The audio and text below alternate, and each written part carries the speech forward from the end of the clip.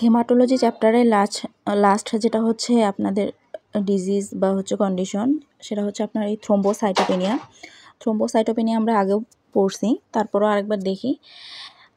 Thrombocytopenia বলতে আমরা জানি যে প্লাটিলেটের যেটা হচ্ছে নর্মাল যে কাউন্ট 1.5 লাখ থেকে 4 লাখ, তো 1.5 লাখের নিচে যখন নেমে আসে প্লাটিলেট কাউন্ট তখন সেটাকে থ্রোম্বোসাইটোপেনিয়া বলে। তো প্লাটিলেট সম্বন্ধে যখনই যে জায়গায় পড়া পাবেন তখনই এই পয়েন্টটা থাকে যে নর্মাল কাউন্ট কোনটা প্লাটিলেটের 1.5 লাখ থেকে 4 লাখ, আর 1.5 লাখের নিচে হলে থ্রোম্বোসাইটোপেনিয়া। কিন্তু তার মধ্যে হচ্ছে যখন 1 লাখের নিচে যায় তখন মেজর রিস্ক অফ ব্লিডিং থাকে, আর 50,000 অর লেস থাকলে পেশেন্ট একদম খারাপ কন্ডিশনে থাকে বা ডেডলি কন্ডিশনে থাকে। তো সাইন সিমটমগুলো ইম্পর্টেন্ট এমসিকিউ এর জন্য। এখানে বলছে যে হিউজ রিস্ক ফর হেমোরেজিং, অর্থাৎ প্লাটিলেট কাউন্ট যখন কম থাকে বা থ্রোম্বোসাইটোপেনিয়া থাকে তখন এটা একটা টিকিং টাইম বম, অর্থাৎ যে বমগুলোতে টাইম সেট করা থাকে যে কোনো সময় বোম ব্লাস্ট হতে পারে, তো সেই রকম একটা কন্ডিশন বুঝাইছে যে থ্রোম্বোসাইটোপেনিয়ার কারণে শরীরে যদি প্লাটিলেট কাউন্ট কম থাকে তো এটা যে কোনো সময় মেজর ব্লিডিং করাতে পারে। স্মল একটা যদি বাম বা স্মল ফল, স্মল কাট হয় সেটা থেকেও আপনার মেজর ব্লিডিং হতে পারে। তো থ্রোম্বোসাইটোপেনিয়ার সাইন সিমটম এই ব্লিডিং কন্ডিশনগুলাই, যেমন ব্লিডিং গাম, তারপর হচ্ছে আপনার পিটেচি বা tiny red brown purple spot on the skin, মানে স্কিনের নিচে যে ব্লিডিংটা হয় সেটা বুঝাইছে। তারপর হচ্ছে ট্যাকিকার্ডিয়া। তো এই রিলেটেড একটা এমসিকিউ আছে, দেখি যে হেসির যে কোয়েশ্চেন ব্যাংক সেখানে একটা প্রশ্ন আছে যে which sign is observe in the patient with thrombocytopenia, অর্থাৎ থ্রোম্বোসাইটোপেনিয়া পেশেন্টদের কোন কোন সিমটমগুলো বা সাইনগুলো আপনি দেখতে পারবেন। তো এখানে হচ্ছে পিটিসি। তো থ্রোম্বোসাইটোপেনিয়ার যদি সাইন সিমটমগুলো আপনি জানেন তাহলে এর অ্যান্সার আপনি দিতে পারবেন। এরপর থ্রোম্বোসাইটোপেনিয়া হচ্ছে কী কারণে হয়। ইমিউনোসাপ্রেসেন্ট ড্রাগগুলো যে ইউজ করা হয় সেটার কারণে থ্রোম্বোসাইটোপেনিয়া বা প্লাটিলেট কাউন্ট কমে যেতে পারে। লিভার ডিজিজ যেমন হেপাটাইটিস বা সিরোসিস, তারপর হচ্ছে ইমিউনোথ্রোম্বোসাইটোপেনিয়া পারপিউরা। এটা হচ্ছে এনক্লেক্সের জন্য ইম্পর্টেন্ট। এই যে এখানে এনক্লেক্স লিখেই দিছে, তার মানে এটা এনক্লেক্স প্রশ্নের মধ্যে অহরহ আসে, এই জন্য এখানে এই পয়েন্টগুলো দিছে। তো এগুলো মুখস্থ করতে হবে। আর ইন্টারভেনশন কি, যখনই থ্রোম্বোসাইটোপেনিয়া হবে অর্থাৎ 1.5 লাখের নিচে প্লাটিলেট কাউন্ট কমবে তখনই ইন্টারভেনশন আমাদের নিতে হবে। এখানে বলছে যদি 1 লাখের নিচে নেমে যায় প্লাটিলেট কাউন্ট, সাথে সাথে আমাদের যে অ্যান্টিকোয়াগুলেন্ট ড্রাগগুলো আছে সেগুলো হোল্ড করতে হবে, সেগুলো বন্ধ রাখতে হবে। হ্যাঁ, যেমন অ্যান্টিকোয়াগুলেন্ট বলতে এখানে অ্যাসপিরিন, হেপারিন, ক্লোপিডোগ্রেল, অ্যানোক্সাবেরিন, এগুলো বন্ধ রাখতে হবে। তারপর notify the health care provider আর অবটেন ভাইটাল সাইন। তো এখানে হচ্ছে প্রশ্নগুলো যখন এই রিলেটেড প্রশ্ন আসে তো সেখানে যদি থাকে যে থ্রোম্বোসাইটোপেনিয়ার পেশেন্ট যেখানে যার প্লাটিলেট কাউন্ট হচ্ছে 1 লাখের নিচে নেমে চলে আসছে, তো এই মুহূর্তে আপনার ফার্স্ট প্রায়োরিটি কাজ কি।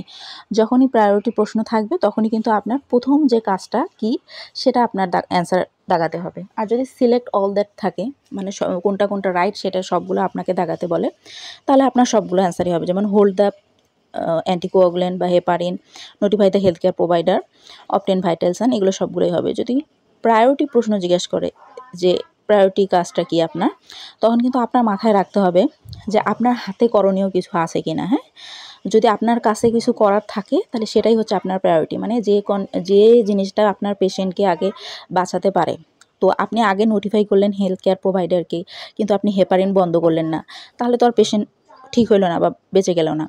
ফার্স্ট যেহেতু আপনার হাতে অপশন আছে এটা হোল্ড করার, তার মানে এটাই পেশেন্টকে আগে বাঁচাইতে পারে। তো আপনার প্রায়োরিটি অ্যাকশন হবে ওইটাই, যে হোল্ড দ্য হেপারিন অথবা অ্যান্টিকোয়াগুলেন্ট। তারপরে সেকেন্ড কাজ হবে আপনার notify the health care provider. যদি আপনার হাতে করার মতো কিছু না থাকে ওই মুহূর্তে হচ্ছে আপনার হেলথ কেয়ার প্রোভাইডারকে আপনি নোটিফাই করতে পারেন। ঠিক আছে। আর এখানে টিচিং বলছে, টিচিংয়ের ক্ষেত্রে আমরা যেটা জানি যে ব্লিডিং প্রিকশনের ক্ষেত্রে আপনার no razors, electric razor use করতে পারবে, আর হচ্ছে no NSAID over the counter, অর্থাৎ এনএসআইডি টাইপের ড্রাগগুলো এগুলো ব্যবহার করা যাবে না। আচ্ছা, এখানে একটা কমপ্লিকেশন বলছে যে থ্রোম্বোসাইটোপেনিয়ার ক্ষেত্রে তো আমরা জানি যে ব্লিডিং হচ্ছে কমপ্লিকেশন। একটা প্রশ্ন দিচ্ছে, একটু দেখেন যে the nurse cares for a client diagnosed with immunothrombocytopenia purpura. Which nursing diagnosis is a priority when caring for the client? অর্থাৎ বলছে যে একজন নার্স একজন থ্রোম্বোসাইটোপেনিয়া পারপিউরা পেশেন্টের জন্য কাজ করতেছে। তো এই মুহূর্তে হচ্ছে পেশেন্টের জন্য আমাদের কি প্রায়োরিটি নার্সিং ডায়াগনোসিস হবে। তো আমরা তো পড়ছি কজের মধ্যে যে থ্রোম্বোসাইটোপেনিয়ার আপনার হচ্ছে কজ হচ্ছে একটা ইমিউনোথ্রোম্বোসাইটোপেনিয়া পারপিউরা। তো এই পেশেন্টদের সাধারণত ব্লিডিংয়ের রিস্ক বেশি থাকে, তাহলে আমাদের প্রায়োরিটি নার্সিং অ্যাকশন বা প্রায়োরিটি নার্সিং ডায়াগনোসিস হবে যে পেশেন্টের রিস্ক ফর ইনজুরি, অর্থাৎ পেশেন্ট যদি ইনজুরিতে পড়ে বা ফল হয় বা কেটে যায় তাহলে কিন্তু পেশেন্টের হচ্ছে মেজর ব্লিডিং হতে পারে। তো আমাদের প্রায়োরিটি ডায়াগনোসিস এটা থাকবে যে রিস্ক ফর ইনজুরি। আরেকটা ইম্পর্ট্যান্ট প্রশ্ন যে পরীক্ষার মধ্যে থাকতে পারে বিভিন্ন ডিজিজ কন্ডিশন দিয়ে তার হচ্ছে ল্যাবরেটরি রেজাল্টগুলো বা ল্যাব ভ্যালুগুলো থাকবে। যেমন এখানে দেখি আমরা যে প্রথম ইয়াটার মধ্যে বলছে যে ইমিউনোসাপ্রেসেন্স অ্যান্ড সার্জারি একটা পেশেন্টের কন্ডিশন বুঝাইছে। তো তার ল্যাব রেজাল্টের মধ্যে আসছে যে WBC 3000, হিমোগ্লোবিন 9.5 আর প্লাটিলেট হচ্ছে 68,000। দ্বিতীয় যে পেশেন্টটা লেবার অ্যান্ড এপিডিউরাল, তো এখানেও তার ল্যাব রেজাল্ট আসছে যে blood group A positive, RS factor negative, WBC 18,000, platelet 75,000। তৃতীয় পেশেন্ট সেটা হচ্ছে সিরোসিসের, আর তার ল্যাব রেজাল্টে আসছে অ্যালবুমিন 2.7, বিলিরুবিন হচ্ছে নেগেটিভ, প্লাটিলেট হচ্ছে 45,000, অ্যামোনিয়া 125। তো এই ল্যাব ভ্যালুগুলোর মধ্যে আমাদের মাথায় রাখতে হবে কোন ল্যাব ভ্যালুটা সবচেয়ে বেশি ডেঞ্জারাস অবস্থায় আছে বা সবচেয়ে কম আছে, যেটার কারণে আপনার পেশেন্ট যে কোনো মুহূর্তে মারা যেতে পারে, পেশেন্ট খারাপ হয়ে যেতে পারে। তো এখানকার মধ্যে সবচেয়ে ক্রিটিক্যাল যেটা ভ্যালু সেটা হচ্ছে আপনার প্লাটিলেট কাউন্ট 50,000-এর নিচে, যেটা 45,000। ঠিক আছে, তার মানে এই পেশেন্টটা সবচেয়ে বেশি খারাপ কন্ডিশনে আছে, তাহলে আমাদের এই পেশেন্টটাই হবে আমাদের প্রায়োরিটি পেশেন্ট, তাহলে এই পেশেন্টটার কাজই আমাদের আগে করতে হবে। তো এই ক্ষেত্রে যদি আপনাদের প্রায়োরিটি পেশেন্ট জিজ্ঞেস করা হয় কার কাছে আপনি আগে যাবেন, কার জন্য আপনি আগে ইন্টারভেনশন নেবেন, তো আপনার কিন্তু এই পেশেন্টকে হচ্ছে সিরোসিসের যে পেশেন্টটা যার প্লাটিলেট কাউন্ট 45,000, এই পেশেন্টের কাজ আপনার আগে করতে হবে। তো এইভাবেই আপনার হচ্ছে প্রায়োরিটি প্রশ্নগুলো আসে।